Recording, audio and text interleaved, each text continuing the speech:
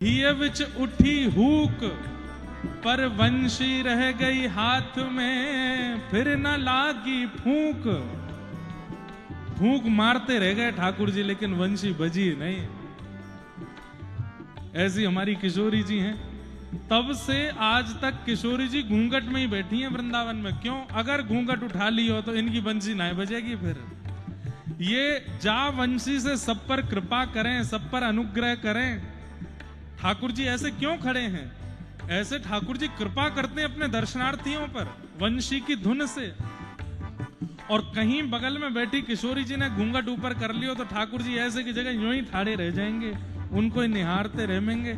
इसलिए हमारे राधा वल्लभ, राधा रमण, राधा दामोदर, बिहारी जी सब जगह देखोगे किशोरी जी बगल में बैठी हैं, पर घूंघट में बैठी हैं। प्रत्यक्ष दर्शन नहीं है, ताकि श्याम सुंदर सब पे कृपा कर सकें। नहीं तो इनकी रूप माधुरी देख के वंशी नहीं बचती है तो कृपा क्या होगी किसी के ऊपर। ऐसी हमारी वृषभानु ने नंदनी है। हो जाकू श्याम उर हेर, राधे राधे राधे टेर। जाकू श्याम उर हेर, राधे राधे राधे टेर। जाकू श्याम उर हेर, राधे राधे राधे टेर। श्याम और हेर, राधे राधे राधे टेर। बांसुरी में बेर बेर करे नाम से रमण। बांसुरी में बेर बेर करे नाम से रमण। मेरे मन भूल मत जइयो राधा रानी के चरण।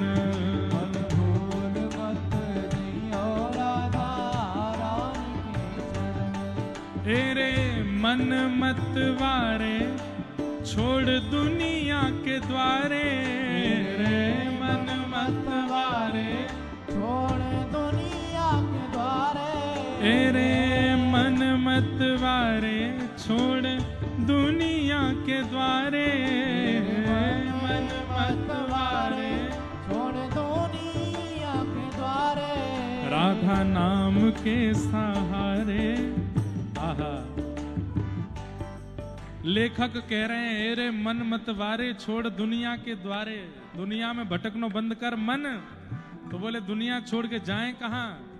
राधा नाम के सहारे, राधा नाम के सहारे, राधा नाम के सहारे, राधा नाम के सहारे। ओ कर जीवन मरण राधा नाम के सहारे। कर जीवन राधा नाम के सहारे।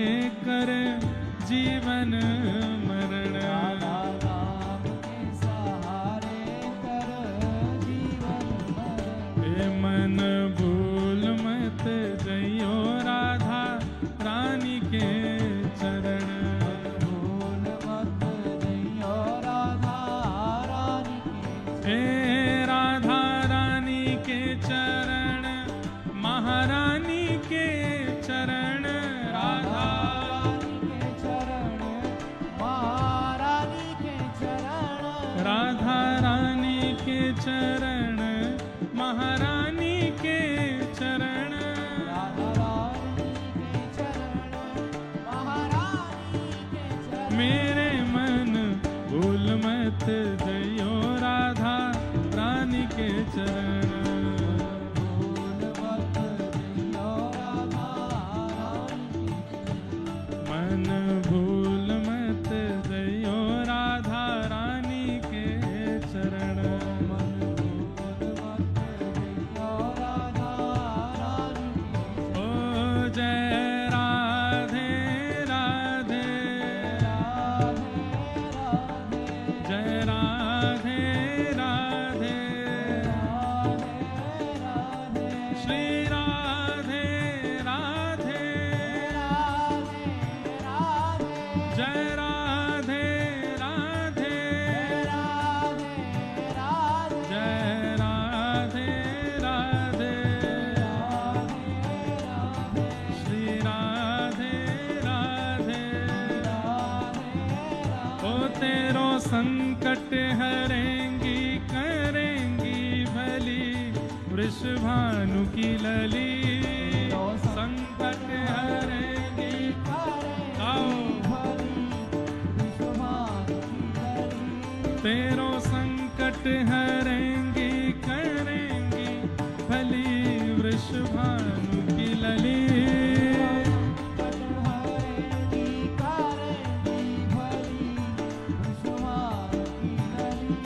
ओ बरसाने वारी तू मेरी सहाय बरसाने वारी तू मेरी सहाय बरसाने वारी तू मेरी सहाय बरसाने वारी तू मेरी सहाय हाँ दीन दुखिन को निज दर्श कराए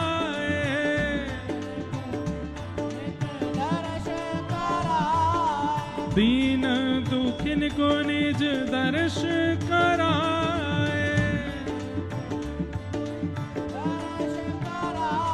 यहाँ मोकु भी जानो तुम दीन दुखी वृषभानु की लली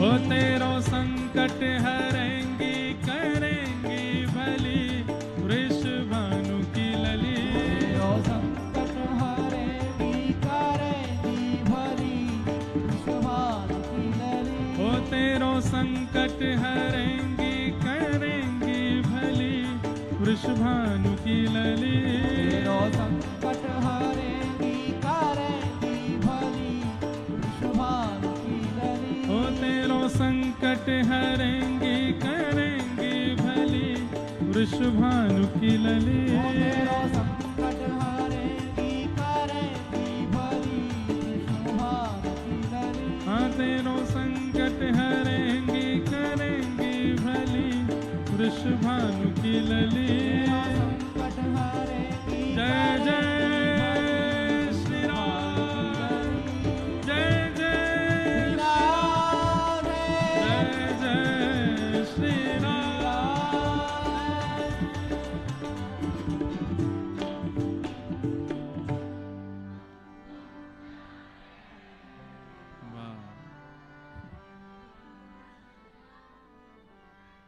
पीछे वाले श्रोतान की तो ऐसी भयंकर एनर्जी है आगे वाले यूं ही बैठे रहे लेकिन बढ़िया है बैठ जाओ रे बालकों और ये सब वो लोग हैं जो कुछ लखनऊ से आए होंगे कुछ आसपास के क्षेत्रों से आए होंगे अयोध्या से लोकल लोग आए होंगे ये सब वो लोग हैं जो अयोध्या के आसपास के क्षेत्रों से आए हैं दूर दूर से चल के कथा सुनने आए होंगे अच्छा है ऐसा उत्साह देखो भगवत मिलन में नियम बहुत जरूरी है साधन बहुत जरूरी है नाम जप बहुत जरूरी है गुरु कृपा बहुत जरूरी है पर इन सब में उत्साह बहुत जरूरी है हमारा उत्साह संसार के विषय में बहुत जल्दी हो जाता है संसारिक विषयों में उत्साह बहुत जल्दी अभी बैंड बाजा बजा दो किसी घर के बालक को दुल्हा बना दो तो जिन पर नाचना नहीं आता वो भी नाचते हैं उल्टे सीधे हाथ पैर लगाएंगे वो भी नाचते हैं सबसे ज्यादा जो नाचने की वीडियो वायरल होती हैं वो शादी में उल्टा सीधा नाचने वालों की होती हैं नाचना ही नहीं आता फिर भी नाच रहे हैं लेकिन ठाकुर जी के कीर्तन भजन में यहां पर नृत्य करना आवश्यक नहीं है पर करो तब जब बिल्कुल ऐसा हो जाए कि अब रुका नहीं जावे तो बस नृत्य करो भगवान स्वयं कहते हैं वाग गदगदा द्रवते यस्य चित्तम रुदत्य भिक्षणम हसति क्वचिच्च विलज्ज उद्गायत नृत्यते च मद्भक्ति युक्तो भुवनम पुनातो वाग गदगदा बोले मेरे भक्त का लक्षण पहला लक्षण क्या है उसकी वाणी गदगद रहती है नेत्र सजल रहते हैं रुदत्य भिक्षणम हसति क्वचिच्च कभी भी रोने लग जाए कभी भी हंसने लग जाए विलज्ज उद्गायत नृत्यते च निर्लज्ज होकर के कि आगे वाले क्या सोचेंगे बगल वाले क्या सोचेंगे बस नृत्य करे और गाने लग जाए विलज्ज उद्गायत नृत्यते च मद भक्ति युक्तो वो मेरा भक्त है ये भगवान का परिचय तो बहुत जगह दिया गया। किसी ने कहा आपके भक्त का परिचय क्या है, तो भगवान बोले मैं खुद बता रहा हूं। तब भगवान ने ये श्लोक कहा, मद्भक्त युक्तो भुवनम पुनातु, वो मेरा भक्त है। ऐसे हमारी किशोरी जी, तो संबंध के ऊपर चर्चा चल रही थी। ठाकुर जी से संबंध मानो, संबंध बनाओ, पर मनमुखा नहीं होना चाहिए और संबंध में चतुराई नहीं होनी चाहिए। सरलता हो, सहजता हो, फिर संबंध हो। निगम कल्प तरोर गलितम फलम सुख मुखादमृत द्रव संयुतम पिबत भागवतम रसमालयम मुहुरहो रसिका भुवि भावुका। श्रीमद् भागवत जी का तीसरा श्लोक। निगम कहते हैं वेद को। वेद रूपी कल्प वृक्ष है। कल्प वृक्ष किसको कहते हैं? जिसके नीचे बैठ के जो कल्पना की जाए वो मिल जाता है। बहुत ध्यान से सुनिएगा सब लोग।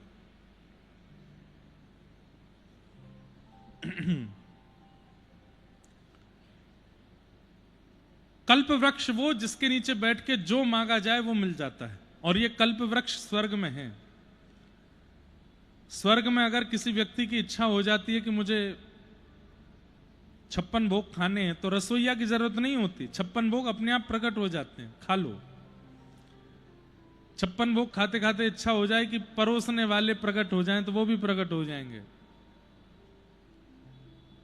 और मन में आ जाए इतना स्वादिष्ट है, मेरा पेट ही ना भरे तो पेट भरेगा ही नहीं, खाते रहो। लेकिन खाते खाते कहीं मन में यह भाव आ गया कि मैं इतना खा रहा हूं, कहीं देवता मुझे मारेंगे तो नहीं, तो डंडा लेके देवता प्रकट होंगे, मारने लग जाएंगे। क्यों? कल्प वृक्ष है। जो कल्पना करोगे वो वहां पूरी हो जाती है। लेकिन श्रीमद् भागवत क्या है? वो दे निगम कल्प तरोर गलितम फलम। यहां आप आकर के बैठते हैं और फिर आपके लिए इच्छा ठाकुर जी प्रकट करते हैं कि इसको ये देना चाहिए, वो पीछे बैठा उसको वो मिलना चाहिए, ये बगल में बैठा है इसको ये मिलना चाहिए, ये कुर्सी पे बैठा है सो रहा है इसको ये मिलना चाहिए। यहां पर आपके लिए अनुकूल इच्छा ठाकुर जी प्रकट करते हैं। इसलिए निगम कल्प तरोर गलितम फल, ये कल्प वृक्ष तो है, कथा का पंडाल, कथा का स्थान, पर यहां आप कल्पना नहीं करते, ठाकुर जी आपके लिए कल्पना करते हैं। और ठाकुर जी जरूरी नहीं है वही कल्पना करें जो आप चाहते हैं। ठाकुर जी वो कल्पना करते हैं जो आपके लिए जरूरी है। दो प्रकार की बातें होती हैं, एक वो वस्तु जो हमें चाहिए, एक वो वस्तु जो हमारे लिए जरूरी है। हमें ठंडा पीने को चाहिए, इच्छा हो रही है ठंडा पीने की, लेकिन जरूरी हमारे लिए क्या है? दूध, दुग्ध, गैया का दूध। जरूरी वस्तु अलग होती है और चाहिए वस्तु अलग होती है। श्रीमद् भागवत का पंडाल एक ऐसा कल्प वृक्ष है, यहां पर आपको क्या चाहिए वो नहीं मिलेगा, जो आपके लिए जरूरी है वो मिलेगा। और जरूरतों में कई बार ठोकर भी होती है, जरूरतों में कई बार निराशा भी होती है, जरूरत में कई बार फेलियर भी होता है। एक बहुत बढ़िया मेरे मन में कभी कभी प्रसंग आता है। गोस्वामी तुलसीदास जी कभी विवाह नहीं करना चाहते थे, उनकी इच्छा नहीं थी कि मैं विवाह करूं। एक ब्राह्मण देवता आते थे कथा में, गोस्वामी जी जब कथा करते थे, और कथा के बाद वो ब्राह्मण देवता गोस्वामी जी को पकड़ लेते, वो बोलते मेरी बेटी बहुत योग्य है, आप उससे ब्याह कर लो। गोस्वामी जी हाथ जोड़ते बोले हमको ये प्रपंच में नहीं पड़ना है।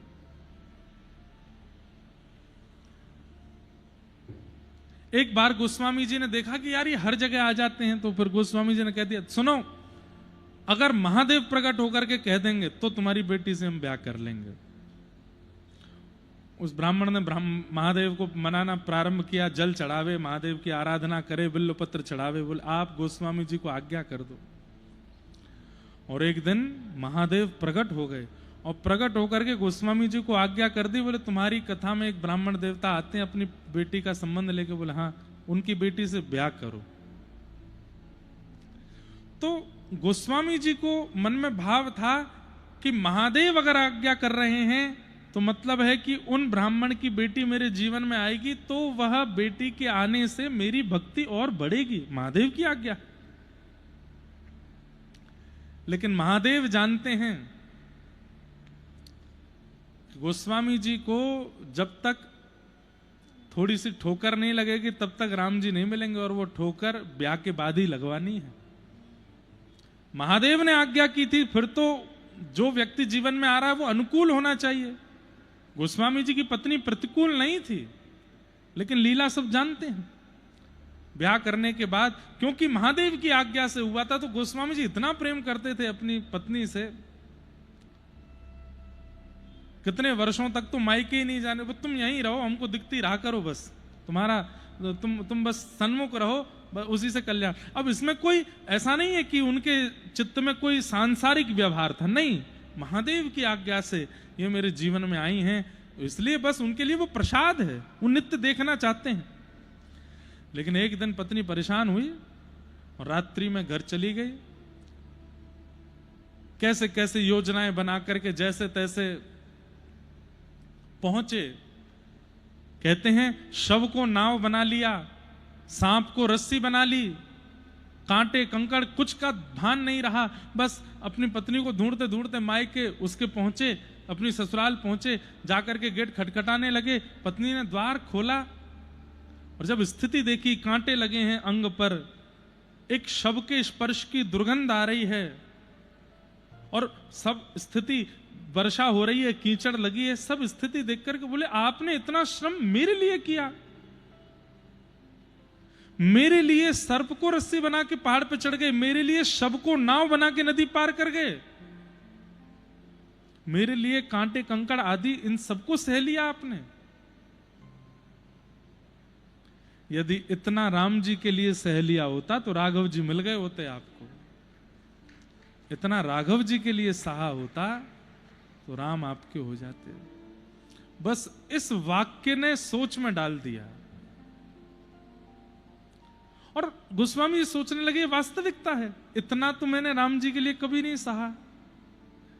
कभी राम जी के दर्शन के लिए जा रहा हूं और नदी में अगर बाढ़ है तो मैं यही सोच लेता था कि कोई बात नहीं, आज नहीं तो कल। उस समय मैंने शव को तो नहीं पकड़ा था कि नहीं अभी दर्शन करना है। यदि दर्शन करने में बीच में कांटे आ रहे हैं तो हम मार्ग बदलने का प्रयास कर लेते हैं, कांटों के छटने का इंतजार कर लेते हैं, कांटों पर चढ़ करके तो राम जी के दर्शन करने नहीं गया मैं। सामने पर्वत आ गया तो रस्सी की व्यवस्था ढूंढने निकल गया, सर्प को रस्सी तो नहीं बनाया मैंने। जितना व्याकुल में इससे मिलने के लिए हुआ, जो कि एक केवल हाड़ मांस का पुतला है, जिसको एक दिन मर जाना है, उसके लिए मैं इतना व्याकुल हो गया, इतना व्याकुल राम जी के लिए सच में नहीं हुआ। मैं हो गया होता तो आज शायद वो भी मिल जाते, जैसे ये मिल गई मुझे। तो उसी समय चरण पकड़े, बोले आप मेरी गुरु हैं, क्योंकि जो मुझे आज तक नहीं पता चला, इतनी रचना कर दी, इतना लिख दिया, इतना सब कुछ मैंने साधन करके देख लिया। मैं यही सोचता था कि ऐसी क्या कमी रह रही है कि राम जी मुझे मिल नहीं रहे। आज तुमने मुझे बताया व्याकुलता, मैं ऐसा व्याकुल राम जी के लिए नहीं हुआ, इसलिए नहीं मिले। और बस उसके बाद राम जी का अनुभव होना प्रारंभ हो गया गोस्वामी जी को, और राम जी मिले ही गए। तो अब देखो, महादेव की आज्ञा थी कि ब्याह करो। हम आप सब होते, भाई पंडित जी ने कहा है, उन बड़े लोगों ने कहा है, उनकी आज्ञा है, भाई ब्याह करने के बाद सब मंगल ही मंगल होगा। नहीं, कई बार ठाकुर जी सोच लेते हैं कि यहां ठोकर लगवाना, यहां पर निंदा करवाना, यहां पर अपयश करवाना, यहां पर सामाजिक बहिष्कार करवाना, यहां पर ये रुकावट करवाना इसके लिए आवश्यक है, उससे इसका निर्माण होगा, इसलिए ठाकुर जी वो करते हैं। आप बस उसको स्वीकार करो। अगर गोस्वामी जी ने ब्याह नहीं किया होता तो राम जी मिलते? व्याकुलता की स्थिति में कभी पहुंच पाते? नहीं पहुंच पाते। और वो हुआ, और फिर राम जी मिले। तो श्रीमद् भागवत का, रामायण का, रामचरितमानस का जो ये माहौल है ना, यहां आपकी कल्पना नहीं चलती, यहां ठाकुर जी आपके लिए कल्पना करते हैं। चलो अब इसको बाहर जाके गिरवाना है, नाक में चोट लगेगी, तब उससे ये होगा, उससे ये होगा, फिर इतने साल बाद जाकर के इसके मन में एक इच्छा प्रकट होगी, उससे ये मेरा भजन करेगा। आपकी भजन में वृद्धि जिससे होगी वो आपके साथ होगा। अगर हाँ, करोड़ों की कमाई होने से आपके भजन में वृद्धि होगी तो करवा देंगे ठाकुर जी, लेकिन खाकपति होने से ही भजन में वृद्धि होगी तो ठाकुर जी फिर सब हरण कर ही लेंगे। आपका भजन बढ़े, उसके लिए जो आवश्यक होगा ठाकुर जी सब करेंगे। स्वयं को कठपुतली मान लीजिए, मैं अपना कर्म करूंगा, अपनी बुद्धि से निर्वहन करूंगा नाथ, लेकिन मेरे जीवन में कब क्या आवश्यक है वो सब आपके हाथ में है, वही दीजिएगा जिससे आप मेरे रहो, मुझसे दूर मत होइएगा। मैं खिलौना हूं, मुझसे खेल लीजिए, लेकिन याद रहिए सदा मैं ही आपका खिलौना रहूं, कोई और आपको प्रिय ना लग जाए।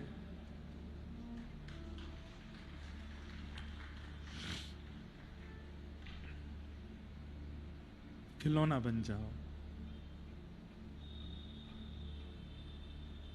हम आपको एक बात बोलें, हम केवल बोल रहे हैं ऐसा नहीं, ये हम स्वयं के जीवन में घटाते हैं इस बात को।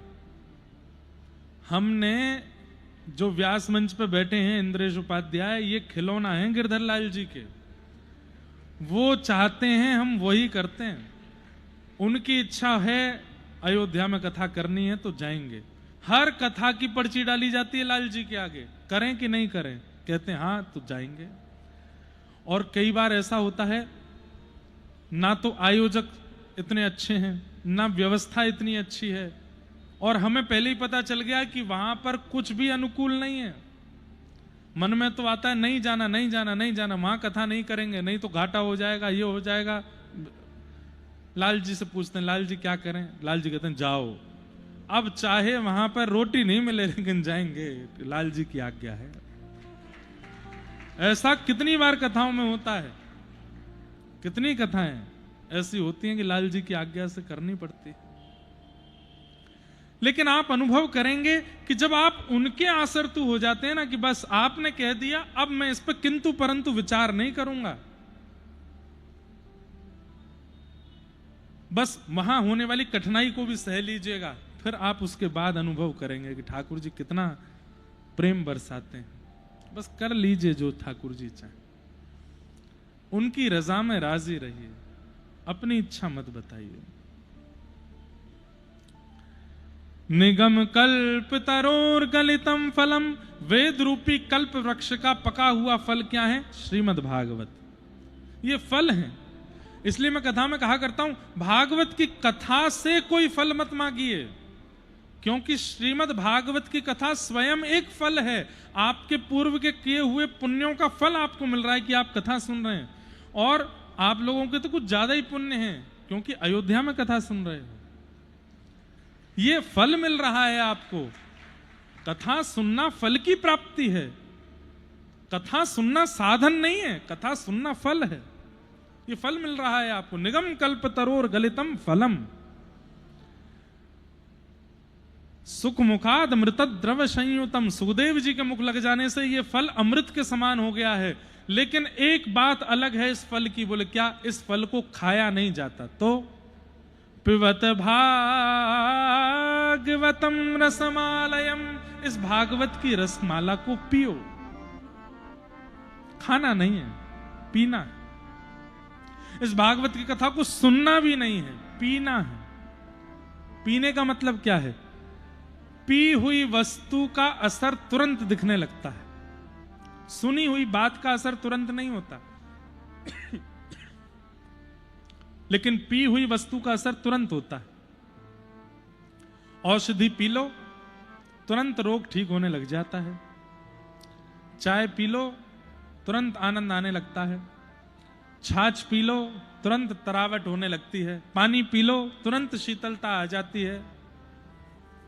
मदिरा पी लो, तुरंत झूमने लगता है। भांग पी लो तुरंत हंसने लगता है, ऐसे ही कथा पी लो, जित देखोगे उधर श्याम सुंदर दिखने लग जाएंगे। इसलिए पियो, सुनो नहीं।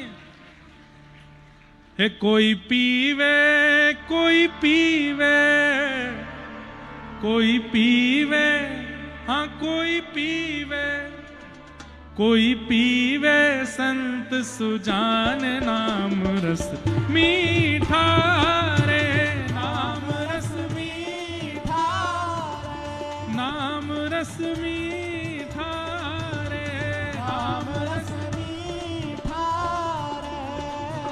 कोई पीवे कोई पीवे, कोई पीवे कोई पीवे, कोई पीवे, हाँ कोई पीवे, कोई पीवे, कोई पीवे। देखो अमूमन हम इतने भजन गाते नहीं है कथा में, लेकिन तरंग आ जाती है तो मैं रुकता भी नहीं। कोई पीवे संत सुजान नाम रस मीठा रे, नाम रस मीठा रे, नाम रस मीठा रे, नाम रस मीठा रे। राधे कृष्ण कृष्ण कृष्ण राधे राधे, राधे कृष्ण कृष्ण राधे राधे, राधे श्याम श्याम श्याम राधे राधे, राधे श्याम श्याम श्याम राधे। ओ कोई पीवे कोई पीवे, कोई पीवे कोई पीवे, कोई पीवे कोई पीवे, कोई पीवे कोई पीवे, हाँ कोई पीवे संत सुजान नाम रस मीठा रे, नाम रस मीठा रे, नाम रस मीठा रे, नाम रस मीठा रे। किसने पिया इस नाम रस को, किसने पिया इस कथा रस को, किसने पिया? सुनिएगा ध्यान से।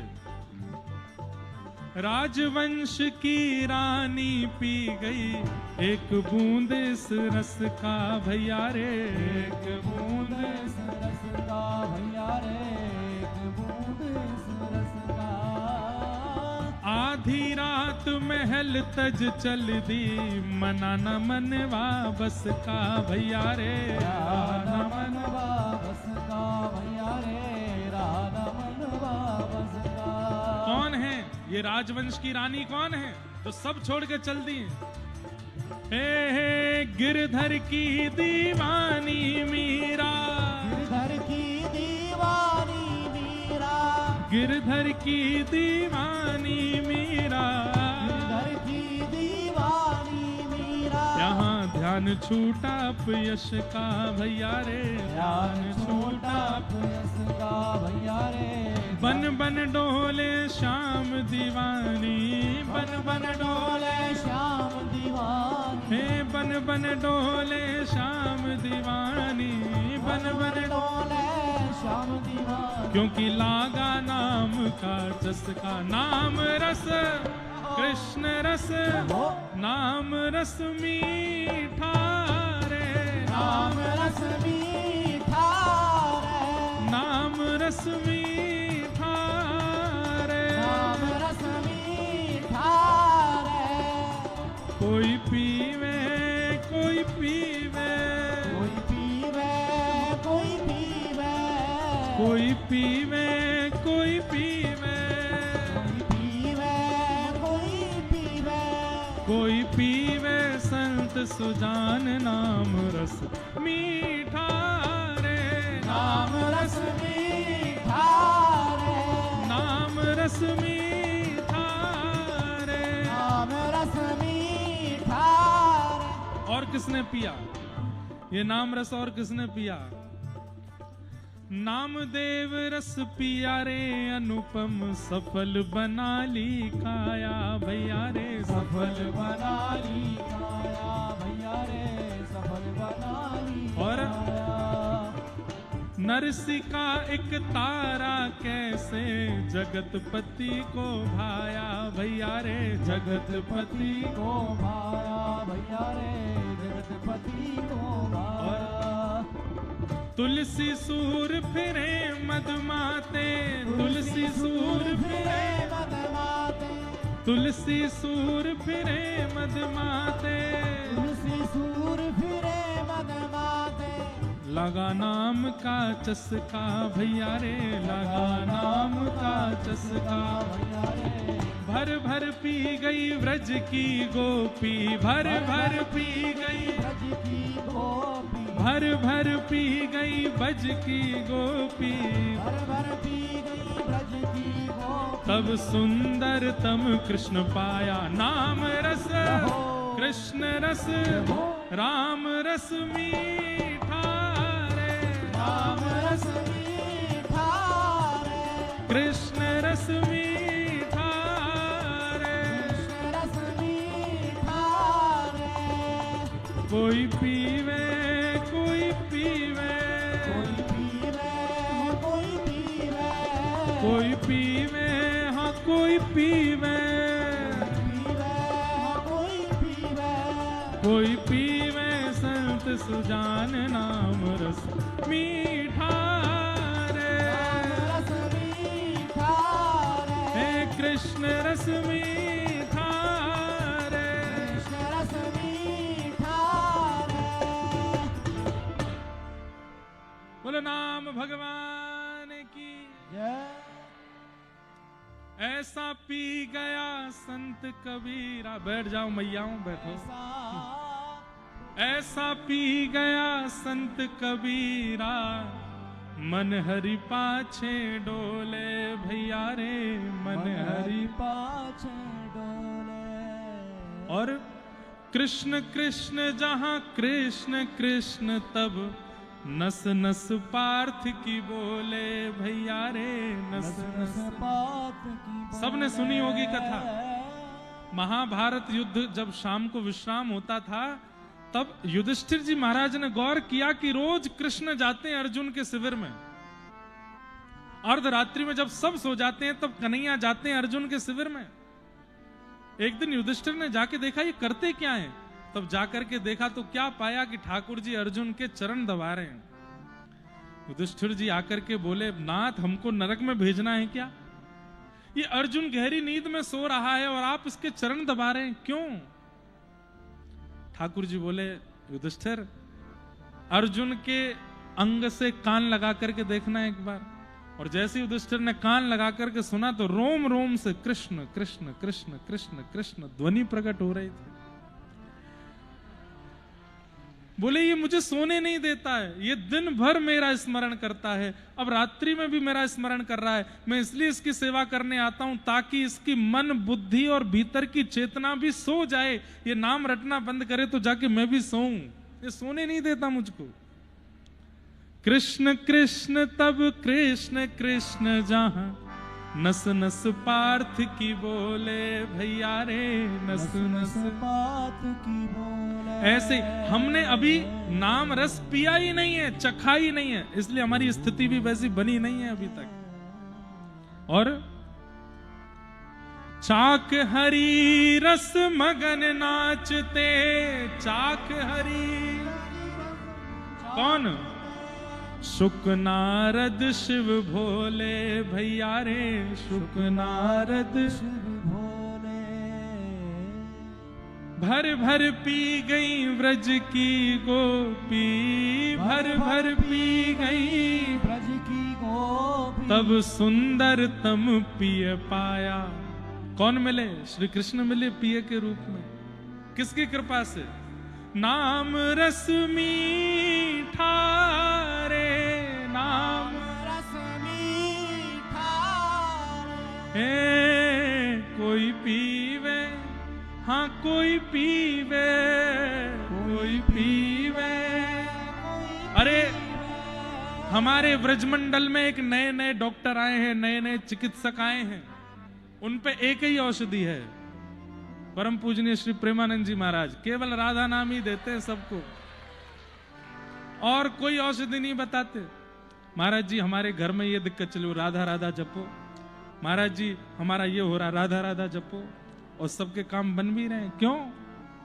नाम रस मीठा रे, नाम। रस मीठा। अच्छा, वो नए चिकित्सक नए नहीं हैं तो बहुत पुराने। आप लोगों को अब पता चला, हैं तो बहुत पुराने। हमारे मलुक पीठ वाले महाराज जी, वे कहते हैं श्री सीताराम जपो, उससे काम बनेगा। हमारे श्री वैष्णव परंपरा के आचार्य चरण, वे सब कहते हैं श्रीमन नारायण जपो, उससे नाम जपना ही पड़ेगा, उसके बिना काम बनना ही नहीं है। कितने भी साधन कर लीजिए, नाम का आश्रय लेना ही पड़ेगा। हनुमान जी महाराज के सामने हनुमान चालीसा का पाठ करने से आपका काम बन जाएगा, पर हनुमान जी के सामने राम नाम बोलने से हनुमान जी आपसे प्रसन्न हो जाएंगे। काम बनाना एक बात है, प्रसन्न होना विशेष बात है। अधिकारी भी काम कर देते हैं आपके तो, लेकिन अधिकारी आपसे प्रसन्न हो जाए तो आपको बोलना नहीं पड़ेगा, फिर भी आपके काम बनते रहेंगे, वो प्रसन्न है आपसे। इसलिए राम नाम हनुमान जी को अति प्रिय है। राम नाम गाओ, राम नाम सुनाओ, कथा सुनाओ।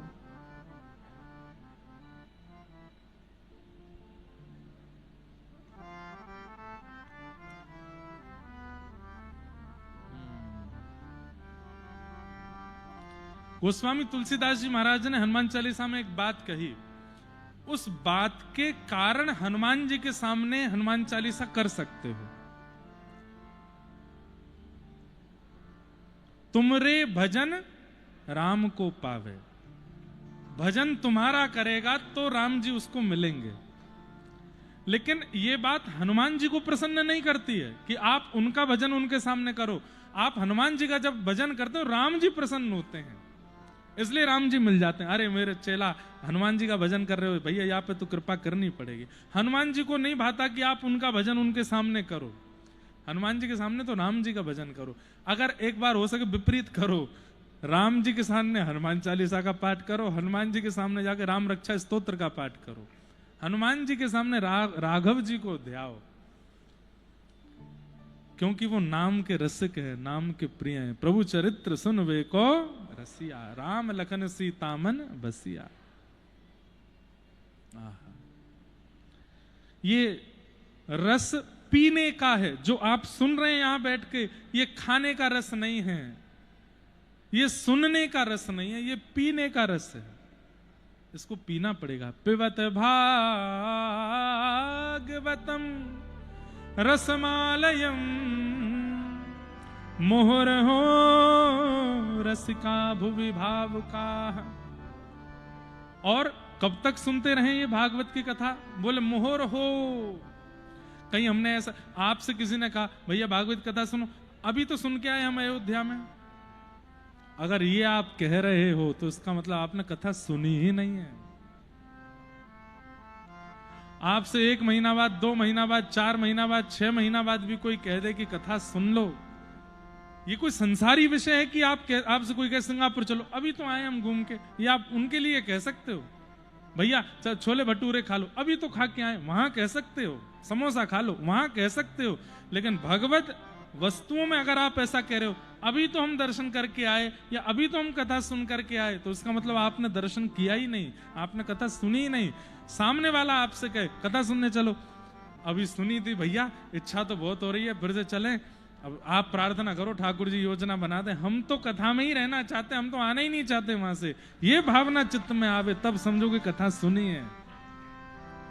लेकिन आप ऐसा अगर कह देते हैं, अभी तो आए हैं, अभी तो गए थे अयोध्या, अभी तो दर्शन किया, अरे जितनी बार जाने का अवसर मिले हम तो जाएंगे। अभी साउथ अफ्रीका में हम थे तो एक वहां हमको व्यक्ति मिला,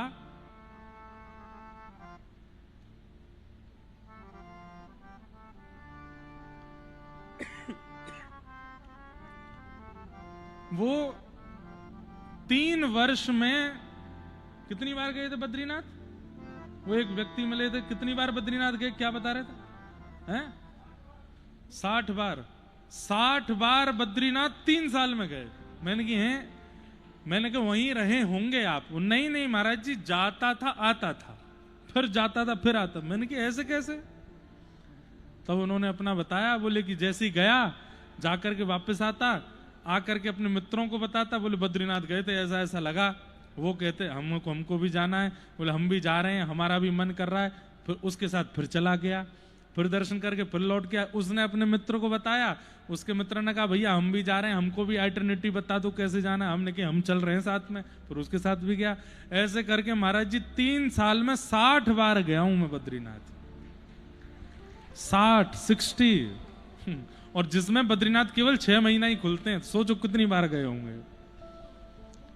उसको मैं तो उसको देखे ही, मेरा मतलब मैं तो उसको इंसान को देखा जाता, पर मैं उसका दर्शन कर रहा था। वाह, इतने 3 साल में 60 बार गए बद्रीनाथ, अद्भुत है।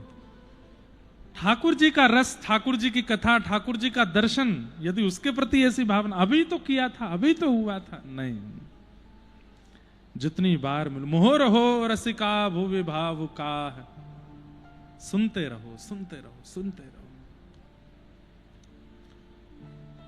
रसिक बन जाओ। रसिक मतलब, रसिक किसको कहते हैं? जो रस में डूबा रहे, वो रसिक है। ऐसे बन जाओ, उसी में ही पड़े रहें। एक क्षण के लिए भी कथा हमें ना छोड़े, हम कथा को ना छोड़ें, ऐसी स्थिति रसिक की है। इस प्रकार 3 श्लोकों में मंगलाचरण किया गया भागवत जी का। आगे 88,000 सोनिकादि ऋषियों ने सूत जी महाराज से 6 प्रश्न किए। सूत जी ने उन 6 प्रश्नों के उत्तर में कथा सुनाना प्रारंभ किया। अपने गुरुदेव को वंदन करते हुए कथा कह रहे हैं कि धर्मस्वनिष्ठितः पुंसां विश्वक्सेन कथासु यः नोत्पादयदधिरतिं श्रम एव हि केवलम्। ये बात मुझे इतनी प्रिय लगती है श्री सूत जी की, मैं हर कथा में इसको कहता हूं। सूत जी कह रहे हैं हम ठाकुर जी का आराधन करते हैं, ठाकुर जी का व्रत करते हैं, नियम करते हैं, परिक्रमा करते हैं, दर्शन करते हैं, कथा करते हैं, कथा सुनाते हैं, कथा सुनते हैं, पर हमारी इन सब गतिविधियों से ठाकुर जी प्रसन्न हैं, इसका प्रमाण क्या है? प्रमाण मिलने पर उत्सुकता और बढ़ जाती है। मैं कथा सुनाता हूं, आप सुनते हो, मैं व्रत करता हूं, आप करते हो, हम नियम साधन यज्ञ हवन होम आदि सब करते हैं, परिक्रमा करते हैं, तीर्थ यात्रा करते हैं, पर इन सब से ठाकुर जी प्रसन्न हैं, इसका क्या प्रमाण है? तब सूत जी महाराज इतनी अच्छी बात कहते हैं, बोले विश्वक्सेन कथा सुयह। वे कह रहे हैं कि अगर कहीं सत्संग चल रहा है, कथा चल रही है, और वहां बैठ कर के आपका अगर कथा में मन लग रहा है, तो ये इस बात का प्रमाण है कि आपके व्रत नियम सब ठाकुर जी स्वीकार कर रहे हैं। और कथा में बैठे बैठे लग रहा है, उबासी आ रही है, झोंके आ रहे हैं, कब बजेंगे 7, चाय कब मिलेगी, भोजन, भूख लग रही है, थोड़ी बैठने की व्यवस्था बढ़िया वाली नहीं है, पीछे बैठेंगे, कल से कुर्सी पे बैठेंगे, एसी के सामने बैठेंगे, यही सब मन में चलता रहता। आप व्हाट्सएप खोल के देखें किसका मैसेज है, अरे भाई देखो ये है, यहाँ पे उस पर क्या चल रहा है, यही सब मन में चल रहा है। तो भैया जो आप व्रत नियम अनुष्ठान यज्ञ हवन होम परिक्रमा आदि जो भी ठाकुर जी की कर रहे हो, वो सब आप कर रहे हो श्रम एव ही केवलम, केवल एक मेहनत कर रहे हो, ठाकुर जी प्रसन्न नहीं है उससे। ठाकुर जी की प्रसन्नता का कारण क्या है? सत्संग में रुचि बनना। और रुचि कैसे? नेत्र पलक झपक ना भूल जाएं, तन अपनी स्थिति। अब हम कथा सुना रहे हैं, एक ही आसन में बैठे हैं, जब से बैठे हैं बिल्कुल नहीं बदले, लेकिन आप कभी यूं बैठ गए, कभी यूं बैठ गए, कभी ऐसे बैठ गए, कभी यूं बैठ रहे हैं, कभी कुछ कर रहे हैं, कभी कुछ कर, बार बार आकृति बदलना भी एक प्रकार का ये प्रमाण है कि मन लग नहीं रहा, लगाया जा रहा है। मन लगना बहुत बड़ा प्रमाण है। और कोई व्यक्ति बैठा है 3 बजे से, और 3 बजे से लेकर के और जब तक व्यास जी कथा सुना रहे हैं, एक ही आसन में बैठा है, मुख पर प्रसन्नता है, एक एक शब्द सुन रहा है। वैसे पूरे पंडाल में देखा जाए तो ऐसा व्यक्ति स्वयं व्यास ही होता है, जो कथा कहता भी है और अपनी कथा सुनता भी है, ध्यान पूर्वक विषयों का चयन भी करता रहता है, बीच में संकीर्तन भी करता है, तेज ऊंचे स्वर में गाता भी है, करताल भी बजाता है, पूरा मन लगाता है कथा में। व्यास जैसा मन अगर श्रोताओं का लगे, एक एक शब्द ऐसा लगने लगे कि ये तो मेरे लिए कहा जा रहा है, तब समझो ठाकुर जी प्रसन्न है। आपका व्रत, नियम, अनुष्ठान, यज्ञ, हवन, परिक्रमा, साधन, तीर्थ यात्रा सब ठाकुर जी स्वीकार कर रहे हैं, अगर सत्संग में रुचि हो रही है। हाँ, कई बार सत्संग कराने वाले के ऊपर भी निर्भर करता है कि वो कैसे। कई जगह सत्संग कराने वाले इतने शुद्ध ही नहीं होते, तो उसमें रुचि बन पाना भी मुश्किल होता है। परंतु सत्संग कराने वाला भी कृष्ण भक्त है, प्रेमी है, विद्वान है, रसिक है, भावमय है, और फिर भी आपका मन नहीं लग रहा है, तो इसका मतलब है ठाकुर जी आपसे प्रसन्न नहीं है, ठाकुर जी की आप में रुचि नहीं है।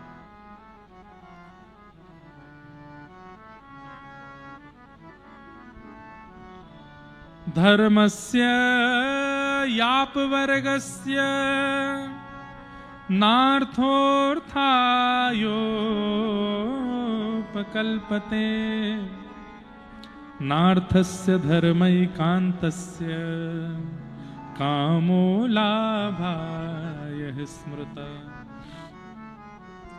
हमारा धर्म अपवर्ग है, किसी कारण से भजा गया भगवान को वह भजन श्रेष्ठ नहीं माना जाता। और उनमें भी ये 5 प, फ, ब, भ, म, ये पवर्ग शब्द कहलाते हैं।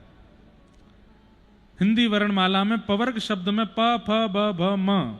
हमारा धर्म अपवर्ग है, पवर्ग नहीं है। तो कितने देखो छोटे छोटे शब्दों में संकेत किए गए हैं। पवर्ग क्यों नहीं है हमारा धर्म? बोले प, फ, ब, भ, म से एक शब्द बनता है। क्या? प से बनता है पाप, फ से बनता है फल, भ से बनता है भय, व से बनता है बंधन, म से बनता है मृत्यु। इन 5 क्रियाओं में किया गया भजन ठाकुर जी उससे प्रसन्न नहीं होते। कैसे कैसे? भय से किया गया भ, पहला शब्द है प। पाप के बाद किया गया भजन, पहले पाप कर दिया, फिर घूम रहे हैं सब जगह प्रायश्चित करते हुए, हमसे पाप हो गया, पाप हो गया, पाप हो गया। पाप का प्रायश्चित तो हो जाएगा, पर उस प्रायश्चित से ठाकुर जी आपको मिलेंगे ना। आपको प्रायश्चित मिल जाएगा लेकिन ठाकुर जी नहीं मिलेंगे। पाप के बाद किया गया भजन, फल की प्राप्ति से, दूसरा शब्द है फ, फल की प्राप्ति से किया गया भजन। मुझे ये मिल जाए मैं इसलिए भजन कर रहा हूं, उससे भी ठाकुर जी नहीं प्रसन्न होते। फल मिल जाता है, ठाकुर जी नहीं मिलते। प, फ, फिर आता है ब, यानी कि बंधन। बंधन युक्त होने के लिए या बंधन मुक्त होने के लिए किया गया भजन। हमारा उससे ब्याह हो जाए, हे हनुमान जी महाराज कृपा करा दो। या कई लोग अपने घर में दादी दादा नानी नाना या कोई बुजुर्ग बहुत गंभीर रोग से ग्रसित हो जाते हैं, तो कई लोग उनके लिए महामृत्युंजय कराते हैं कि या तो ये ठीक हो जाएं या ये चले जाएं, बहुत कष्ट पा रहे हैं। इन कारणों से भी किया गया भजन ठाकुर जी उससे प्रसन्न नहीं होते। हाँ, क्रिया सिद्ध हो जाती है, ठाकुर जी प्रसन्न नहीं होते। क्रिया की सिद्धि अलग बात है, ठाकुर जी की प्रसन्नता अलग बात है। तो पाप के बाद किया गया भजन, फल की प्राप्ति से किया गया भजन, बंधन युक्त बंधन मुक्त होने के लिए किया गया भजन, और चौथा भय से किया गया भजन। डर लग रहा है, भूत पिशाच निकट नहीं आवे। मैंने वहां किसी को देखा, वो मुझे देख रहा था, थोड़ी देर बाद मैंने पलक झपक के देखा तो गायब हो गया। महावीर जब नाम सुनावे ना से रोग हरे सब पीरा। डर से किया गया भजन, उससे भी ठाकुर जी प्रसन्न नहीं होते। किसी ने डरा दिया, किसी ने बहका दिया, किसी ने भयभीत कर दिया, और आप उस भय के चंगुल में आकर के ठाकुर जी को बच रहे हैं, ठाकुर जी उससे प्रसन्न नहीं होते। भय दूर हो जाएगा लेकिन ठाकुर जी नहीं मिलेंगे। और अंतिम, पूरी युवावस्था निकाल दी, भजन नहीं किया, लेकिन जैसे ही वृद्धावस्था आई, अब मरने के दिन पास आ रहे हैं, तो फिर कथा में जा रहे हैं, मंदिर जा रहे हैं, तीर्थ यात्रा पे जा रहे हैं, वहां जा रहे हैं, वहां जा रहे हैं। यहां बैठे हुए वृद्ध हों, यूं मत सोचना मैं आपसे कह रहा हूं, मैं उनसे कह रहा हूं जिन्होंने बाल अवस्था युवावस्था तो निकाल दी संसार के उपभोग में, और जब वृद्धावस्था यानी कि मृत्यु के समय पास आने लगे, संसार के भोगों को भोगने लायक इंद्रियां बची नहीं, तब भजन में लग गए, उनको भी ठाकुर जी नहीं मिलते। जब शरीर योग्य था तब तो भजन नहीं किया, और जब अयोग्यता की प्राप्ति मृत्यु समीप आ रही है तो तुम हमारा भजन कर रहे हो। ये तो वही हो गया, साल भर नहीं पढ़े, फाइनल एग्जाम आती रात रात भर बच्चे पढ़ रहे हैं और फिर रो रहे हैं सुबह उठ करके। क्यों रो रहे हैं? पूरा सिलेबस है, कैसे पढ़े, पूरे पूरे क्वेश्चन याद करने पड़ेंगे, पूरे पूरे तो साल भर क्यों नहीं पढ़े थे? जो बच्चा साल भर ध्यान रखता है, पढ़ाई करता है, वो फाइनल एग्जाम में भी ठीक रहता है, उसको पता है कि तब ये पढ़ा था, ये पढ़ा था, याद रहता है। हम लोग कैसी स्थिति में, हम भी यही हैं, फाइनल एग्जाम आते ही पढ़ने लगते हैं। इसीलिए भगवत प्राप्ति के परसेंटेज 50% ही रह पाता है, 40% ही रह पाता है, पासिंग मार्क्स 35% ही आते हैं। लेकिन बाल अवस्था, युवावस्था, पौगंड अवस्था, इन सारी अवस्थाओं को जब भगवत स्मृति कर दिया जाता है, तो जब वृद्धावस्था मतलब फाइनल एग्जाम जब आता है तो ठाकुर जी मिल ही जाते, 99.9% प्राप्त होते हैं फिर।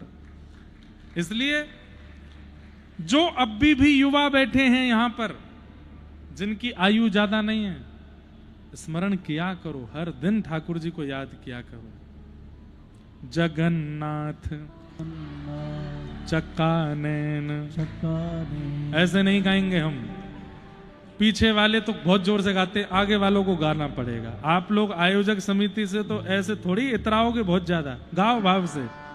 जगन्नाथ चक्कानैन, जगन्नाथ चक्कानैन, नीलाचल वरे तू न संभाले तो हमें कौन संभाले, हो तू न संभाले तो हमें कौन संभाले। ये अभी इतना ट्रेंड हुआ, ये हमारे गोवत्स महाराज जी की रचना है, श्री राधा कृष्ण महाराज की, लेकिन दास पर कृपा हुई जगन्नाथ जी की। छोटे छोटे बच्चे, युवा, वृद्ध सब गाते हैं, लेकिन हमारी प्रार्थना है युवाओं से, इसको गाइए भी और इसको गा करके जगन्नाथ के हो भी जाइए, अभी युवावस्था में ही हो जाइए, ताकि वृद्धावस्था आते आते जगन्नाथ जी मिल जाएं आपको। हे मेरे प्रभु जगन्नाथ चक्कानैन, जगन्नाथ चक्कानैन, नीलाचल वरे तू न संभाले तो हमें कौन संभाले, हो तू न संभाले तो हमें कौन संभाले। हे मेरी ये नैया है अब तो तेरे हवाले, मेरी ये नैया है अब तो तेरे हवाले। हाँ मेरी ये नैया है सिर्फ तेरे हवाले, मेरी ये नैया है सिर्फ तेरे हवाले।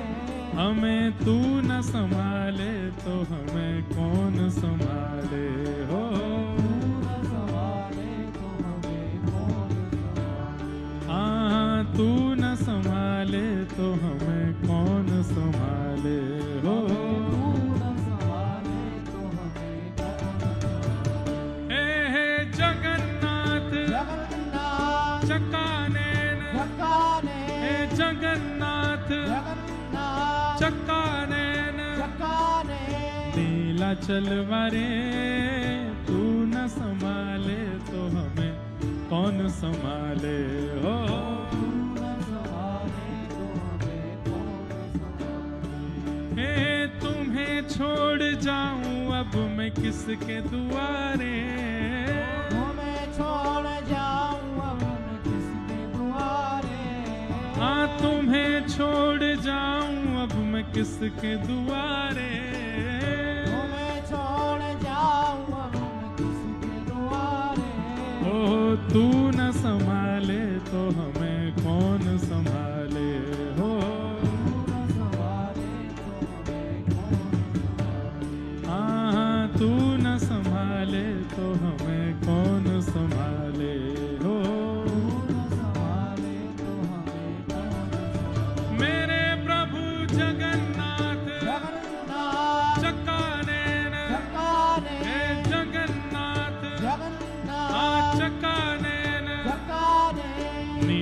चलवारे तू न संभाले तो हमें कौन संभाले हो।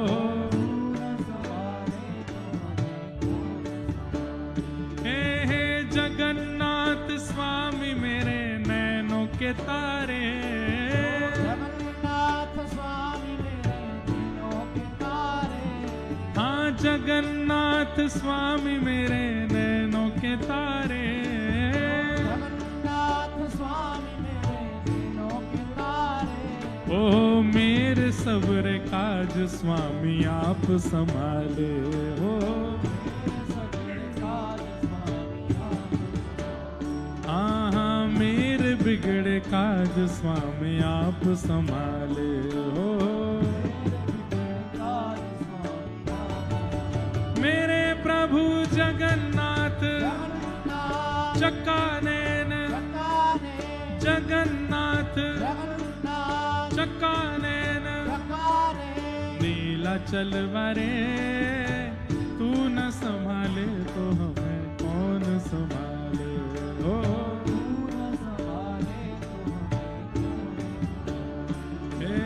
तू न संभाले तो हमें कौन संभाले हो।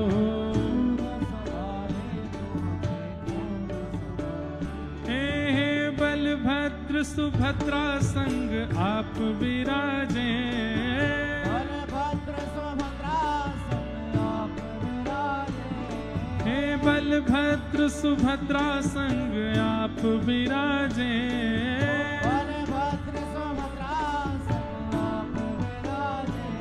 हे मंदिर के शिखर नील चक्र विराजे हो। मंदिर के हाँ मंदिर के शिखर नील चक्र विराजे हो। मेरे प्रभु जगन्नाथ हे चक्का नैन, हाँ जगन्नाथ हे चक्का नैन, नीला चलवारे तू न संभाले तो हमें कौन संभाले हो। तू न संभाले हे तू न संभाले तो हमें कौन संभाले। हाँ तू न संभाले, तुम्हें छोड़ जाऊं अब मैं किसके दुआरे,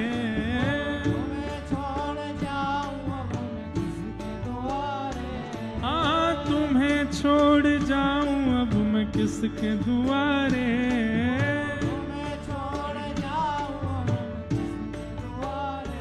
हमें तू न संभाले तो हमें कौन संभाले हो। मेरे प्रभु हे जगन्नाथ, खूब इतनी आवाज होनी चाहिए कि राम मंदिर तक जावे कि हाँ भैया कहीं कथा चल रही है। मेरे प्रभु जगन्नाथ चक्का नैन, हे जगन्नाथ चक्का नैन, नीला चलवारे तू न संभाले तो हमें कौन संभाले हो।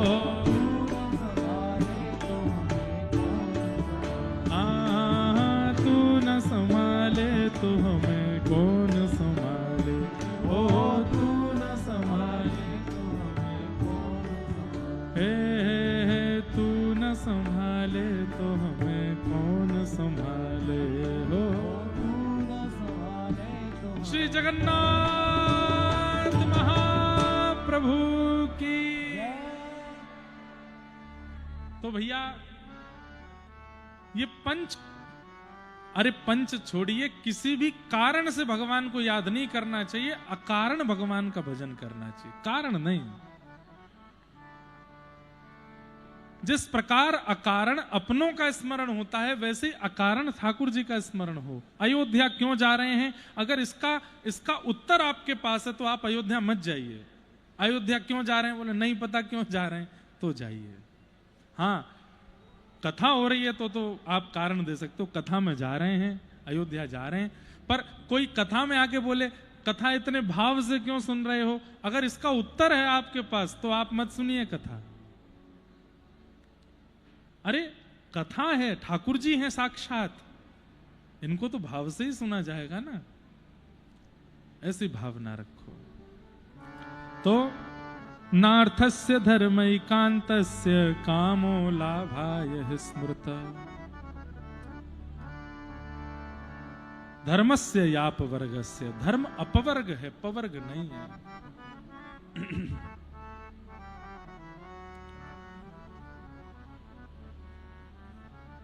एक बार एक महापापी व्यक्ति और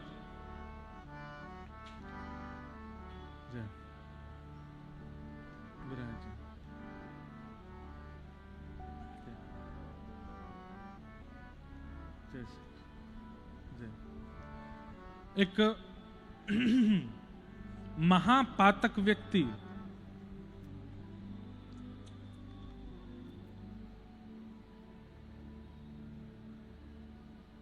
ये देखो, ये है अयोध्या, यहाँ कथा चल रही है, बाहर से हनुमान जी की आरती चल रही है। अब मानो हनुमान जी महाराज यूं कह रहे हैं कथा, देखो कथा सुनने हनुमान जी आते हैं, इस बात को आप प्रमाणित मान लीजिए। दुनिया के किसी कोने में कथा होती है, कैसे भी वक्ता कथा कर रहे हैं, कितनी भी भीड़ है, कितनी भी भीड़ नहीं है, हनुमान जी जाते हैं। आप कहोगे महाराज जी कथाकार अगर अच्छा कथा नहीं कर रहे हैं तो भी हनुमान जी हाँ जाते हैं, वो राम नाम सुनने जाते हैं, वो कृष्ण नाम सुनने जाते हैं। इतने रसिया हैं, इतने रसिक हैं कथा के, सब कथा सुनते हैं। अब जैसे ही 7, सवा 7 बजे जगन्नाथ जगन्नाथ गा रहे थे तो हनुमान जी बोले होंगे कोई इस कीर्तन के बाद व्यास जी कथा विश्राम कर देंगे, समय तो हो गया है। नहीं किया तो बाहर से चला दिया। अब तो आरती की आवाज आ रही है, आरती चल रही है हनुमान जी की, बोले अब पूरी करो भैया, हमको हनुमानगढ़ी पहुंचना है, आरती करानी है। एक प्रसंग अब शुरू हो गया है, उसको कह के हम विश्राम देते हैं। एक बार एक व्यक्ति, महापातक व्यक्ति, बड़ी समझने वाली बात है, महापापी व्यक्ति। कैसा पापी?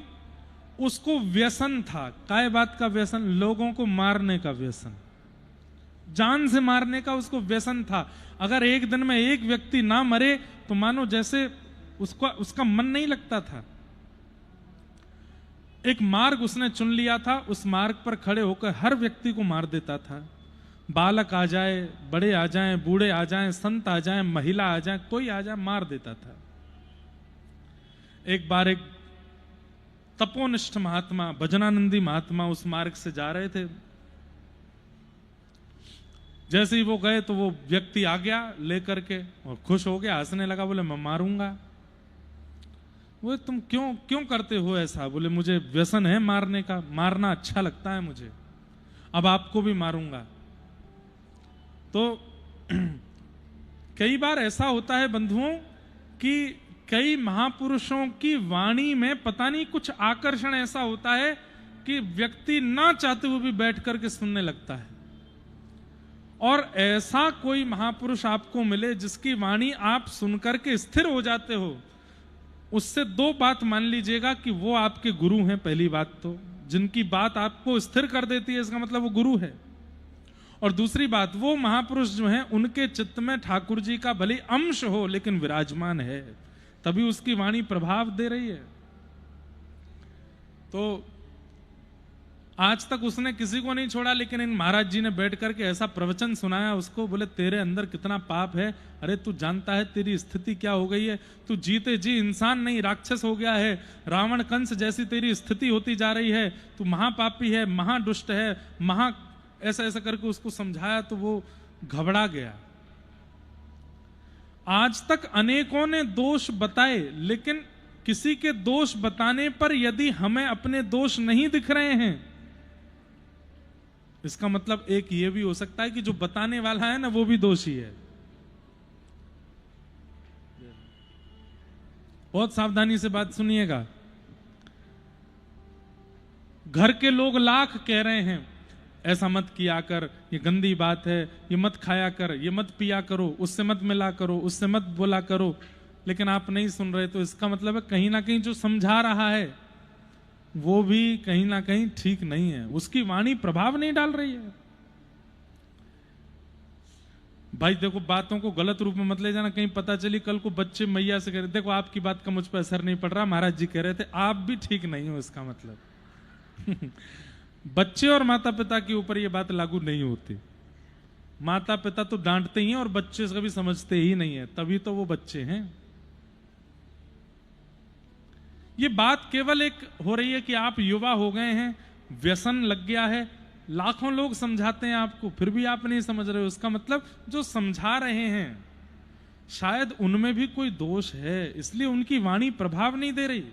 पर कई बार ऐसा होता है, कोई एक ऐसा महापुरुष जीवन में आता है, बहुत नहीं समझाता, वो केवल सीधी बात कहता, सुनो ये दोष छोड़ दो। ये 4 शब्द वो बोलता है और वो व्यक्ति दोष छोड़ देता है। इसका मतलब क्या है? बोलने वाला व्यक्ति जो है वो गुणवान है, इसीलिए उसके चित्त में ठाकुर जी हैं, इसीलिए उसकी वाणी प्रभाव दे रही है। सबकी वाणी का प्रभाव नहीं होता, किसी किसी की वाणी का प्रभाव होता है।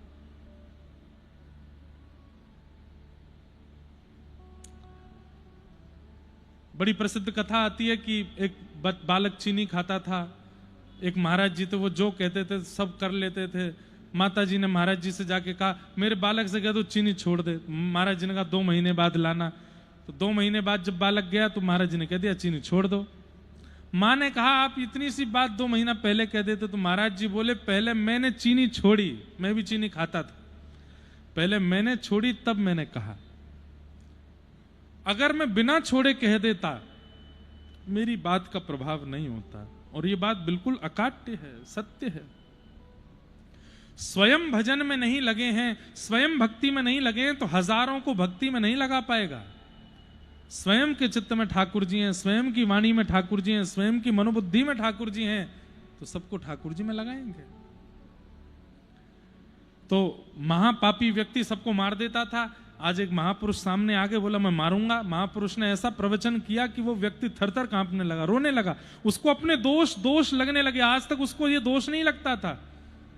महापुरुष बोले रो क्यों रहा है? बोले मुझे दीक्षा दे दीजिए, मुझे शिष्य बना लीजिए और मुझे बताइए मैं क्या करूं। तो महाराज जी ने उसको नियम दिया, बोले अब तुमने पाप इतने ज्यादा किए, एक काम करो, क्या पूरी पृथ्वी के तीर्थों का चक्कर लगा के आओ, सारे तीर्थों के दर्शन करके आओ। बोले तीर्थ तो बहुत है, मैं कब तक करता रहूं दर्शन? अगर मैं भारत के समस्त तीर्थों में जाऊंगा तो जीवन तो निकल जाएगा, तीर्थ खत्म नहीं होंगे, इतने तीर्थ हैं। कोई टाइम तो बता दो कब तक जाऊं? तो एक सूखी लकड़ी दे दी, बोले इसको ले जाओ, तीर्थ यात्रा करते करते जब ये हरी हो जाए तो समझ जाना कि अब हो गया, वापस आ जाना। बोले ठीक है। निकल गए। अपने गांव से थोड़ी दूर ही गया था, एक गांव में पहुंचा, रात्रि हो गई थी, तीर्थ यात्रा के लिए निकला था, रात्रि में रुक गया। तभी उसने देखा कि एक पास के पेड़ के पास 4-5 डकैत उस पूरे गांव को लूटने का योजना बना रहे थे। उसने उठ करके बैठ के सुनना शुरू किया, क्योंकि पहले वो भी तो यही था। सुनने लगा, वो चारों योजना बना रहे थे। बोले हम ऐसे करके गांव के घरों में जाएंगे, सबको लूट लेंगे। फिर दूसरे ने कहा अगर गांव के लोगों ने रोक टोक करी तो? बोले हमारे पास अस्त्र शस्त्र तलवार है, सबका सर धड़ से अलग कर देंगे। तीसरे ने कहा बोले एक ही उपाय करो। बोले क्या? अभी पूरा गांव सो रहा है, सोते हुए गांव वासियों को मार दो, सबको मार देंगे, कोई हल्ला करने वाला नहीं बचेगा, पूरे गांव को लूट के चले जाएंगे। सुबह अफवाह फैल जाएगी कि कोई महामारी होगी, पूरा गांव मर गया। अब वो व्यक्ति जो पहले महापापी था, तीर्थ यात्रा पर निकला, वो सुन रहा था। उसने मन में सोचा अब मैं क्या करूं, इन गांव वालों को कैसे बचाऊं? मुझे इनको बचाना है। अगर मैं इनको रोकने जाऊंगा तो ये रोकेंगे नहीं, बल्कि मुझे मार देंगे, इनके पास अस्त्र शस्त्र हैं। क्या करूं? तो उसने मन में सोचा मैंने इतने सारे लोग मारे जीवन भर, अब तीर्थ में तो मुझे जाना ही है, 4 और मार देता हूं। इन 4 को भी मार दूंगा तो जो 500 लोगों को मारने का प्रायश्चित होगा, 504 लोगों के मारने का प्रायश्चित कर लूंगा।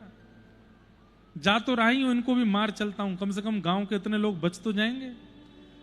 और उसने महाराज उन चारों को योजना बना करके रात में ही मार दिया। प्रातःकाल का समय हुआ, उसने गिनती कर रखी थी कितने लोग मारे, तो 504 संख्या हो गई, 4 लोग मर गए। अब वो सोचा बोले ऐसे तो रास्ते में मुझे कोई कोई मिलेगा, मैं सबको थोड़ी, अब नहीं मारूंगा किसी को, अब तीर्थ यात्रा करूंगा। सुबह उठ करके जैसे ही तीर्थ के लिए निकला, उसने वो लकड़ी उठाई तो क्या देखा, लकड़ी हरी हो गई पूरी। उसने कहा अभी तो तीर्थ गया नहीं मैं, ये पहली हरी हो गई। लौट करके तुरंत आ गया। गुरुजी बोले अरे कल ही गया था तू, वापस कैसे आ गया? उसने लकड़ी दिखाई, बोले कोई चाल तो नहीं है, ये हरी कैसे हो गई एक दिन में?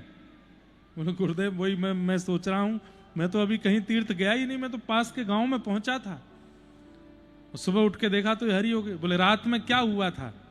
तब उसने सत्य बताया। बोले गुरुदेव मैं आपसे क्या छिपाऊं, 500 लोग मैंने मारे जीवन भर में। मैंने सोचा ये 4 पापी हैं, पूरे गांव को सुबह उठ करके मार देंगे, योजना बना रहे थे, मैंने सुन लिया था, तो मैंने सोचा प्रायश्चित 500 का करना ही, जाना ही है, अभी तीर्थ अभी यात्रा शुरू हुई नहीं है, 4 और मार चलता हूं। तो मैंने उनको मार दिया। गुरुजी बोले बस सारे तीर्थों का पुण्य तुमको तभी मिल गया जब तुमने पूरी गांव को मारने के बजाय पूरे गांव की रक्षा करने का भाव रखा, और रक्षा करते हुए तुमने उस महापापी को मार दिया, उन महापापियों को मारा जो पूरे गांव का हनन करने वाले थे। देश की रक्षार्थ, अपने कुल के रक्षार्थ, अपने भजन के रक्षार्थ जब व्यक्ति इस प्रकार दोषियों को नष्ट करता है तो यही उसका पुण्य मान लिया जाता है।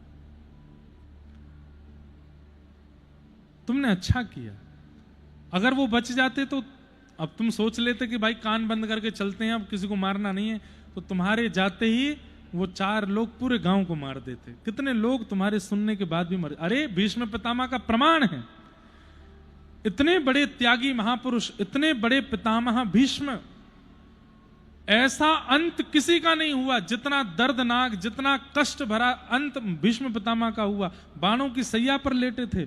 भीष्म पितामह ने यह प्रश्न उठाया ठाकुर जी के आगे, मुझसे ज्यादा पापी दुर्योधन, मुझसे ज्यादा पापी दुशासन, मुझसे ज्यादा पापी ये कौरव, इनको इतनी दर्द भरी मृत्यु नहीं मिली जितनी कष्ट भरी मृत्यु नियम से रहने वाले, संयम से रहने वाले, ब्रह्मचर्य करने वाले मुझ भीष्म पितामह को मिली। ठाकुर जी बोले क्योंकि पितामह आप संपूर्ण योग्यता रखते हुए भी इन कौरवों को कभी रोके नहीं, इसलिए आपको इतना कष्ट मिल रहा है। आप चाहते तो द्रौपदी का चीरहरण नहीं होता। अरे दुशासन, दुर्योधन जो भी कर रहे थे, आप एक बार खड़े होकर के अगर बोल देते हे दुर्योधन खबरदार जो द्रौपदी का चीरहरण किया, तो दुशासन अभी इसके वस्त्र छोड़ो, बिल्कुल ये नहीं करना है, तो क्या मजाल थी दुशासन की कि वो चीरहरण कर लेता। लेकिन उस सभा में आप बैठे रहे, योग्य होते हुए भी आपने उसको होने दिया, रोका नहीं। ये महाभारत युद्ध यदि आप चाह जाते तो नहीं होता। मैं शांति दूत बनकर के आया था और मैंने दुर्योधन से कहा था कि पूरे भारत तुम्हारा है, केवल 5 गांव पांडवों को दे दो। आप यदि मेरी बात का समर्थन करते तो युद्ध नहीं होता, लेकिन आप चुपचाप बैठे रहे, मेरी बात का समर्थन नहीं किया। मेरे बाद भी दुर्योधन को कभी नहीं समझाया आपने। योग्यता होते हुए भी, बल होते हुए भी, पौरुष होते हुए भी, भजन होते हुए, साधन होते हुए भी उसको समाज कल्याण में यदि कोई नहीं लगाता तो ठाकुर जी उससे नाराज हो जाते हैं, जैसे भीष्म पितामह से। इसलिए या तो पाप होते हुए देखिए ही मत, होने से पहले ही वहां से चले जाइए, लेकिन देख लिया है तो रोकने की पूरी सामर्थ्य लगा दीजिए, पूरा जोर लगाइए। यही सबसे बड़ा तीर्थ यातन है। आज अयोध्या सबसे बड़ा तीर्थ क्यों है? यहां लोगों ने युद्ध भी किया, यहां लोगों ने प्राण भी गंवा दिए, यहां लोगों ने लड़ाइयां करी। अरे कई बार कई लोगों ने बीच में कहा अरे थोड़ा शांति रख लो, धैर्य रख लो, हम सब लोगों को इतनी हिंसा पद नहीं जाना चाहिए, इतने ये सब क्रियाकलाप नहीं करना, धीरे धीरे बन जाएगा, सब मंदिर हो जाएगा निर्माण। नहीं, फिर भी लगे रहे। साधु हों, सन्यासी हों, महापुरुष हों, बड़े बड़े लोगों ने त्याग किया, लड़ते रहे। अंत में जाकर के 500 वर्ष बाद हमारे ही इष्ट, हमारे ही प्रभु श्री राम मंदिर में विराजे। इसलिए सबसे बड़ा तीर्थ है अयोध्या। तो काम, क्रोध, लोभ, मोह, ईर्ष्या, द्वेष, अभिनिवेश, अहंता, ममता, चिंता आदि ये सब दोष हैं, ये सब भी पापी हैं। इनसे भी लड़िए, मत हावी होने दीजिए इनको अपने ऊपर। यदि ये हावी होकर के तांडव करने लगे तो आपको महासंसारी, महापातक बना देंगे और ठाकुर जी से मिलने में बहुत बड़ी बाधा बना देंगे। जब जब काम प्रकट होता हो चित्त में, भुजा उठा करके हे कृष्ण गोविंद हरे मुरारे, हे नाथ नारायण वासुदेव कीर्तन करने लग जाया करो। जब जब क्रोध आया करे, अपनी मुट्ठी बांध करके और प्रभु श्री राम का गुणगान करने लग जाया करो। जब जब लोभ हो, जब जब मोह हो, किसी को देख करके ईर्ष्या हो रही हो, नेत्र बंद करके ठाकुर जी का स्मरण करने लगा करो। मत हावी होने दो इनको। हम क्या करते हैं, क्रोध आता है तो उस क्रोध को आने देते हैं, काम आता है तो काम को आने देते हैं, ईर्ष्या होती है तो होने देते हैं, इसीलिए वो चित्त में रहती है। रोग होते ही उसके लिए औषधि कर दी जाए तो रोग पनपेगा नहीं, और औषधि केवल भगवान नाम है, उसको करना चाहिए।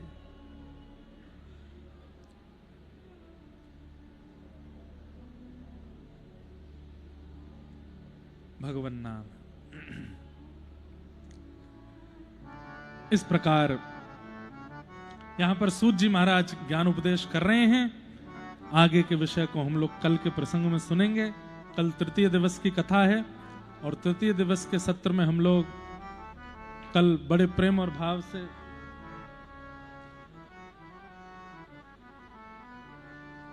आज बड़ी हम लोगों के सौभाग्य की बात है, अयोध्या के सब संत जन, सब ब्रह्मचारी वृंद, विद्यार्थी वृंद, सबके दर्शन हो रहे हैं। परंतु आज श्रीमान गोपाल जी भाई हमारे मध्य में पधारे हैं, जो कि श्री राम जन्मभूमि मंदिर के प्रमुख व्यवस्थापक हैं। आपका आगमन आज हुआ है। व्यास मंच से आपको बारंबार वंदन करते हैं, बारंबार आपको प्रणाम करते हैं। एक प्रकार से प्रभु श्री राम ने आपको विशेष व्यवस्था देकर के अपने कार्य में, अपने मंदिर के कार्य में लगाया है। श्री ठाकुर जी से प्रार्थना, आपकी व्यवस्था से राघव जी सदा प्रसन्न रहें और सब सनातनियों को ऐसी व्यवस्था प्राप्त हो कि श्री राघव जी उनको दर्शन देते रहें, सबके चित्त में विराजते रहें, ऐसी भावना है। सबको हम प्रणाम करते हैं, सबको हम वंदन करते हैं और आप सब लोगों को जय श्री कृष्ण। इतना रूखो मत बोले करो भैया। जय श्री कृष्ण, जय सिया राम, जय श्रीमन नारायण, जय जय श्री राधे। आज श्री राम जन्मभूमि से वहां के प्रमुख व्यवस्थापक पधारे हैं। हमारी प्रार्थना कि वे भी दो शब्द श्री राम जन्मभूमि की ओर से हम सब लोगों को आशीष के रूप में कुछ कह दें। उसके बाद आरती करते हुए कथा को विश्राम देंगे। सब लोग बैठे रहिए, कोई भी अपने स्थान से अभी जाए ना। दो शब्द श्रवण करके उसके बाद ही यहां से प्रस्थान कीजिएगा। जय श्री कृष्ण। जय श्री कृष्ण, जय श्री राम। पूज्य महाराज जी के चरणों में वंदन, सभी संत गणों के चरणों में कोटि कोटि प्रणाम। बंधुओं और माताएं, आप सबको अयोध्या के पुण्य भूमि में श्री राम जन्मभूमि तीर्थ क्षेत्र की ओर से हार्दिक अभिवादन करता हूं, अभिनंदन करता हूं।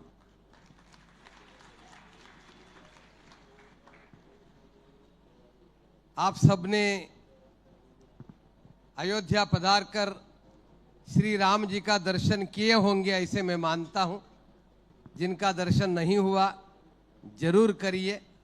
मैं ज़्यादा समय नहीं लूँगा, 2-3 शब्द मात्र कहता हूं। यह मंदिर संपूर्ण समाज का मंदिर है, राष्ट्र मंदिर है, किसी एक संस्था का नहीं है।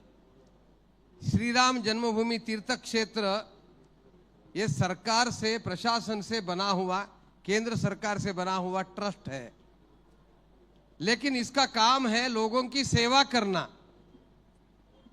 मंदिर का मालक ये नहीं है, मंदिर के मालिक जनता है, समाज है। इसलिए श्री राम जन्मभूमि तीर्थ क्षेत्र ने सोचा है कि मंदिर के किसी भी दर्शन के लिए, प्रसाद के लिए हम कुछ भी शुल्क नहीं लगाएंगे। भगवान का दर्शन भक्त का अधिकार है, व्यवस्था करना हमारा कर्तव्य है, इसे हम मानते हैं। इस मंदिर में ज्यादा से ज्यादा सुविधा देने का प्रयास हमने किया है। 8 पंक्तियों में दर्शन होता है, मुख्यमंत्री आएंगे तो भी दर्शन बंद नहीं होता। और जो चल नहीं सकते ऐसे लोगों के लिए व्हीलचेयर के द्वारा भी जाकर के दर्शन कर सकते हैं। अभी हमारे पास निवास व्यवस्था नहीं है, भोजन भी अभी थोड़ा थोड़ा हम खिचड़ी देते हैं, संपूर्ण भोजन नहीं दे पा रहे हैं। हमने जगह लिया है, धीरे धीरे हम भवन बनाएंगे, लोगों को, सामान्य लोगों को निःशुल्क निवास देंगे, यह ट्रस्ट का वचन है।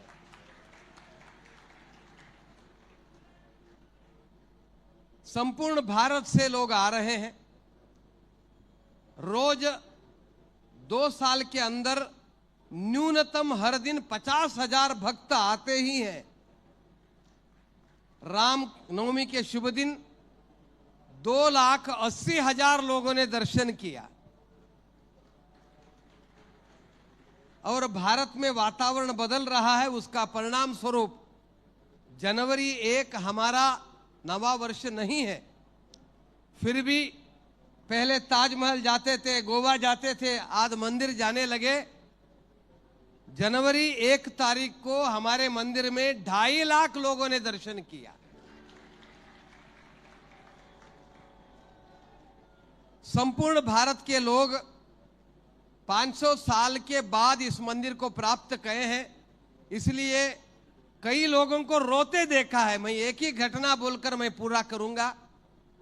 मध्य प्रदेश से एक माता आई थी करीब 1 साल पहले। दोपहर के 12 बजे भगवान का भोग लगा था। उस समय मैं भोग के बाद बाहर आ रहा था। माता दर्शन करके बाहर आई, खड़ी हो नहीं सकते थे, मैंने कुर्सी दिया, खीर दिया। उनके साथ एक व्यक्ति आए थे, उन्होंने कहा कि माताजी अन्न नहीं लेती। मैंने पूछा भगवान का प्रसाद है? तो माता ने बोला जब राम जन्मभूमि का आंदोलन शुरू हुआ तब से लेकर मैं अन्न ग्रहण नहीं की हूं। आज पहली बार राम का दर्शन हुआ है। इस स्थान पर आकर के हमारी जो भावना थी, कल्पना थी, भाव थी, वो साकार हो गया। इसलिए मैं आज से अन्न ग्रहण करूंगी। ऐसे हर व्यक्ति की श्रद्धा राम जी के ऊपर, कृष्ण जी के ऊपर है। आज राम मंदिर हमको मिला है, कृष्ण जी का मंदिर जरूर मिलेगा। काशी विश्वनाथ भी आएंगे। हम सबको मिलकर के हमारे आराध्य दैव को योग्य स्थान पर प्रतिष्ठा करना है, दर्शन करना है और उन्हीं के मार्ग पर हम सबको चलना है। जय श्री राम।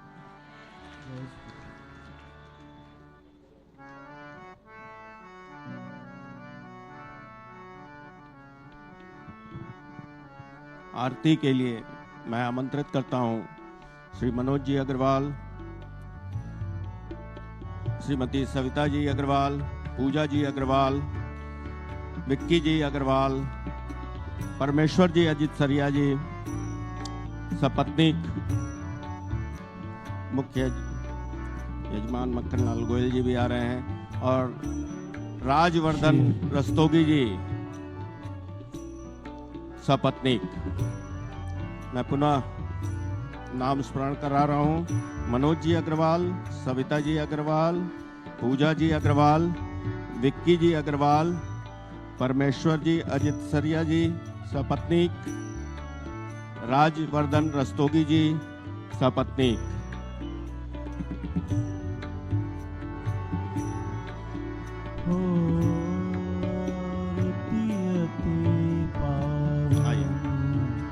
पुराण के आरती पावन, पुराण के धर्म भक्ति विज्ञान खान के, धर्म भक्ति विज्ञान खान के महापुराण भागवत निर्मल, महापुराण भागवत निर्मल, शुक मुख विगाने तने गान कल्प फल परमानंद सौदारस